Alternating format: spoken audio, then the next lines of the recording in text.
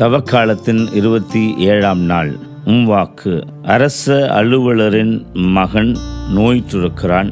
இயேசு பல வல்ல செயல்களை செய்து கொண்டிருக்கிறார் என்பதை உணர்ந்த அவர் கலிலேயாவிற்கு இயேசு யூதேயாவிலிருந்து வந்திருக்கிறார் என்பதை கேள்விப்பட்டு தன்னுடைய மகன் நோயுற்றிருக்கிறான், இறக்கும் முன் வருக என்று நம்பி அழைப்பு விடுக்கிறான்.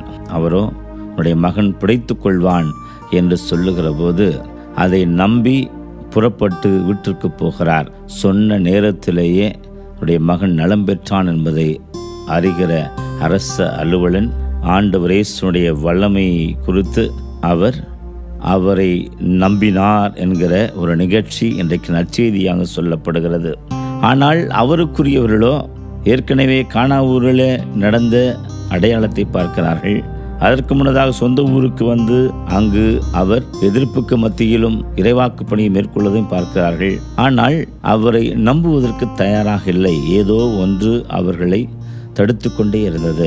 இன்றைக்கு நவநாகரிக காலத்தில் நம்முடைய புதிய பணக்காரத்தனமும் நம்முடைய இருக்கிற இந்த அறிவியல் வளர்ச்சி மற்றும் புதினங்களது வரவு நுகர்வு கலாச்சாரம் என்று இவையெல்லாம் இன்று நமக்கு இயேசுவை நம்புவதற்கு தடையாக இருக்கிற பொழுது நாம் அவரது வல்ல செயல்களை ஒவ்வொரு நிலையிலும் பார்க்க முடிகிறது. கண்களை அகல திறந்து பார்க்கிற பொழுது கடவுளே நம்மோடு கூட இருந்து செயலாற்றுகிறார் என்பதை உணர்ந்து அவர்கள் நம்பிக்கையை வளர்த்துக் கொள்ளவும் அவநம்பிக்கைகளை அகற்றவும் நாம் இறைவனில் நம்பிக்கை கொள்வதற்கு எவையெல்லாம் தடையாக இருக்கிறதோ அவற்றையெல்லாம் தூக்கி எறியவும் இந்த காலம் நமக்கு பயன்படுவதாக ஆசீர் பெற்றவர்களாக நாம் தொடர்ந்து நடைபோடுவோம்.